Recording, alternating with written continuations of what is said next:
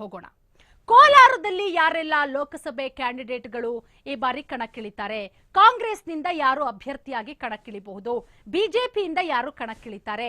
ಜೆಡಿಎಸ್ನಿಂದ ಯಾರು? ಎಸ್, ಗಮನಿಸ್ತಾ ಇದ್ದೀರಾ ನೋಡಿ, ಕಾಂಗ್ರೆಸ್ನಿಂದ ಕೋಲಾರದಲ್ಲಿ ನಾರಾಯಣಸ್ವಾಮಿ ಅವರ ಹೆಸರು ಇಲ್ಲಿ ಫೈನಲ್ ಆಗಿದೆ.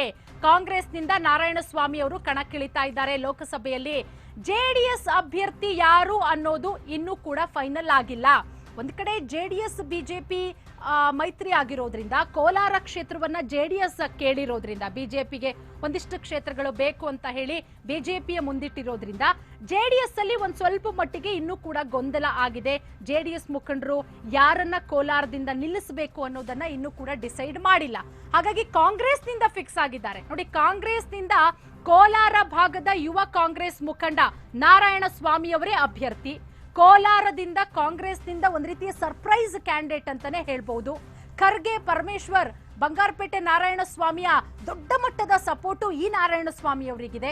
ಕೆಪಿಸಿಸಿಯಲ್ಲಿ 30 ವರ್ಷಗಳಿಂದ ನಾರಾಯಣಸ್ವಾಮಿ ಅವರು ವಿವಿಧ ಹುದ್ದೆಗಳಲ್ಲಿ ಸೇವೆ ಸಲ್ಲಿಸಿರುವಂತಹ ಅನುಭವ ಇದೆ. ಜೆಡಿಎಸ್ಗೆ ಎ-ಸೀಟು ಕನ್ಫರ್ಮು. ಅಭ್ಯರ್ಥಿ ಯಾರು ಅನ್ನೋದು ಇವತ್ತು ರಾತ್ರಿ ಅಥವಾ ಈ ವಾರವೇ ಫೈನಲ್ ಆಗುತ್ತೆ. ಒಟ್ಟಾರೆ ಕೋಲಾರ ಅಂತೂ ಜೆಡಿಎಸ್ಗೆನೆ.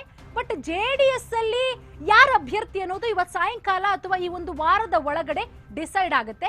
ಅಲ್ಲಿ ಕಾಂಗ್ರೆಸ್ಗೆ ನಾರಾಯಣಸ್ವಾಮಿ ಅನ್ನೋದು ಬಹಳಷ್ಟು ಸ್ಪಷ್ಟವಾಗಿ ಗೊತ್ತು. ಮತ್ತೊಂದು ಕ್ಷೇತ್ರ